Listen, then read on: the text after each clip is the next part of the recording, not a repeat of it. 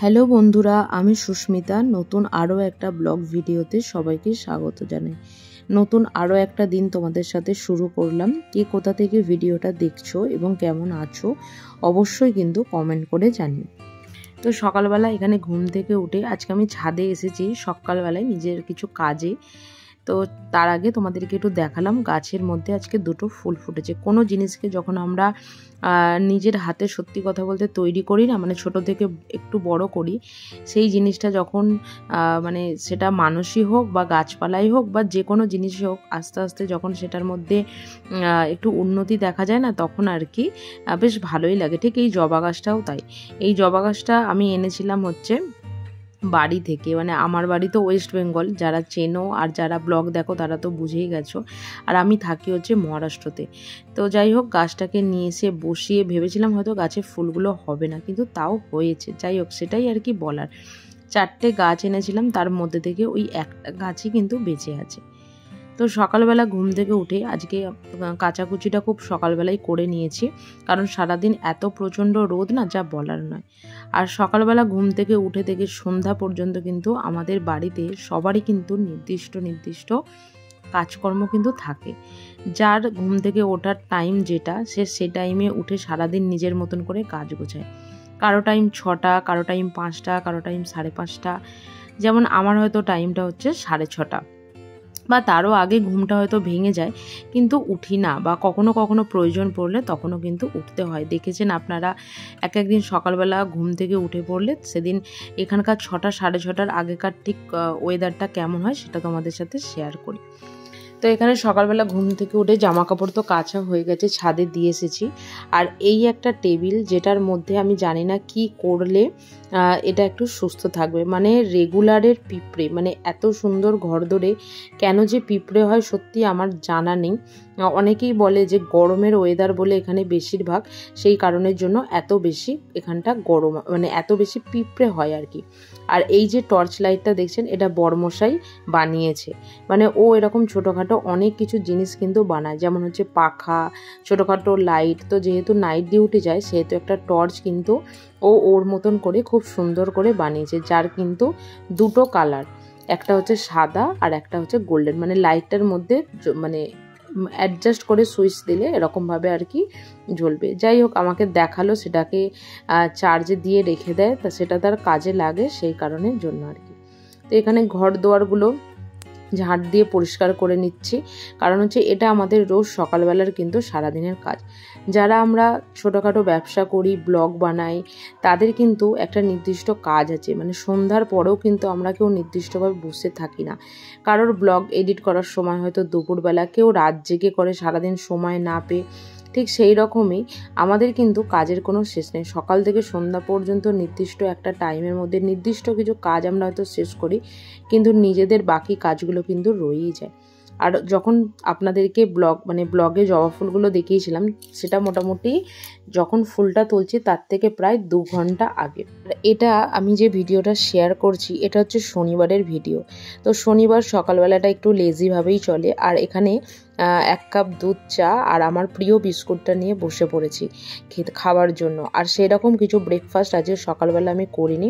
তার কারণ হচ্ছে বড়মশাই যেহেতু বললাম নাইট ডিউটি ছিল, আর ও সকালবেলা না খেলে নিজের জন্য আর কিছু করতে ইচ্ছা করে না। একে তো বাড়িতে 2টো লোক, তার মধ্যে যদি একজন না খায়, আর একজনের জন্য কি কিছু খেতে ইচ্ছা করে? তবে মাঝে মধ্যে হয়তো করি।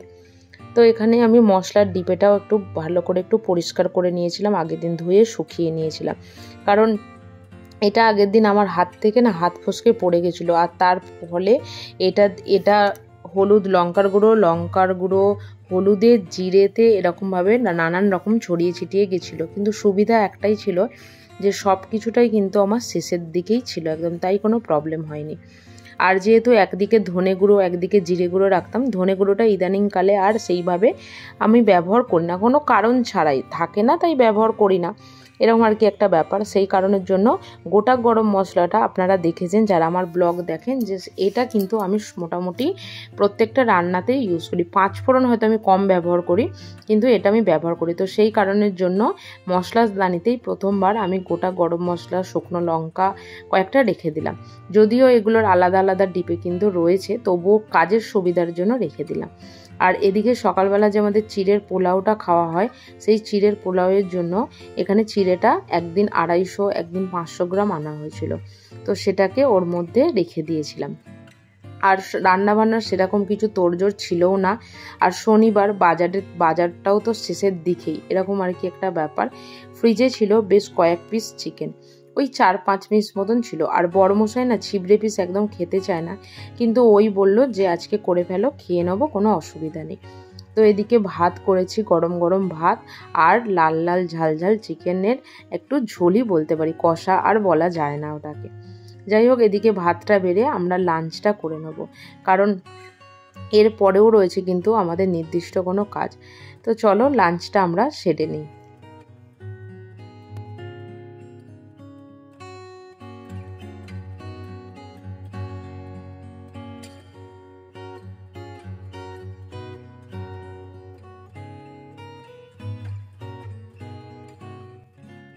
এদিকে লাঞ্চ সেরে রান্নাঘরটা আমার পরিষ্কার করা হয়ে গেছে। বাসনগুলোকে একটু মেজে ধুয়ে পরিষ্কার করে নিচ্ছি, কারণ ফ্রিজের মধ্যে দুটো একটা বাসনপত্র রয়েছে, আর যেগুলো আমাদের রেগুলার ব্যবহারের জিনিস আর কি, সেই সমস্ত বাসনপত্রগুলো যদি আমাদের এদিক ওদিক পড়ে থাকে না, তাহলে সত্যি কথা বলতে খুব অসুবিধাই হয় আর কি। তো সেই কারণের জন্য সেগুলোকেও বার করে এখানে ভালোভাবে ধুয়ে পরিষ্কার করে নিচ্ছি। আর আজকে রান্না করার সময় দেখলাম রসুন বাটাটাও শেষ। রসুন বাটার রাখার জন্য ফ্রিজেও কিন্তু আমার নির্দিষ্ট একটা কৌটো আছে, কারণ রসুনের একটা স্মেল কিন্তু যেটাতেই রাখা হয় না কেন সেটাই কিন্তু রয়ে যায়। তো এই কারণের জন্য রসুন বাটার যে ডিপেটা সেটা আমি একটু আলাদাভাবেই রেখে দিয়েছি।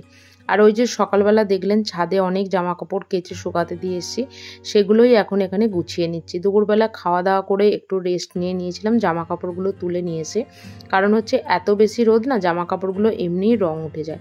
এটা দেখেছি প্রত্যেক বছরই যারা আমরা বাড়িতে থাকি তাদের নির্দিষ্ট কিছু জামা কাপড় থাকেই, যেমন ধরুন কেউ কুর্তি পরেন, কেউ নাইটি পরেন, বা কেউ হয়তো পাতিয়ালি প্যান্ট বা উপরে একটা গেঞ্জি পরেন। সেগুলো দেখবেন রেগুলার ব্যবহার করে করে, বিশেষ করে এই গরমের টাইমে না রোদে দিয়ে দিয়ে ভীষণভাবে কিন্তু রঙগুলো ফেড হয়ে যায়। এটা আমার সাথে কিন্তু আজকে 2-3 বছর ধরে কিন্তু সেটাই হয়েছে। বিয়ের আগে যখন কলেজে যেতাম, পড়তে যেতাম, তখন কিন্তু এতটাও নাইটিগুলো নষ্ট হতো না, কিন্তু এখন যেহেতু ওটাই একটা ভরসা, সেই কারণের জন্য ওটাই কিন্তু খুব তাড়াতাড়ি আমাদের নষ্ট হয়ে যায়। তো এদিকে জামা কাপড়গুলো গুছিয়ে রেখে দিচ্ছি, যেটা যেখানকার সেখানকার, মানে সেটা সেখানেই রেখে দেবো, সেই কারণের জন্য। তো এখানে জামা কাপড়গুলো গুছোনোর পরে খাবো হচ্ছে 1 কাপ গ্রিন টি। এটা কিন্তু রোজ সন্ধ্যাবেলা কিন্তু আমি খেয়েই থাকি। আর আজকাল দেখলাম মানে এটা আমার অজান্তেই একটা জিনিস হয়ে গেছে যে আমার 2বার করে খাওয়া হয়ে যাচ্ছে। তো চলুন সন্ধ্যার এই গ্রিন টির সাথে সাথে আজকের ব্লগটা এখানেই শেষ করছি। যদি কিছু ভালো লেগে থাকে একটা লাইক করবেন, শেয়ার করবেন, সাবস্ক্রাইব করবেন। সুস্থ থাকবেন, ভালো থাকবেন। দেখা হবে নতুন আরও একটা ব্লগ ভিডিওতে, নতুন আরও একটা দিনের সাথে, আরও একটা নতুন সকালের সাথে। ভালো থাকবেন। কেমন ব্লগটা লাগলো অবশ্যই কিন্তু কমেন্ট করে জানাবেন। টাটা।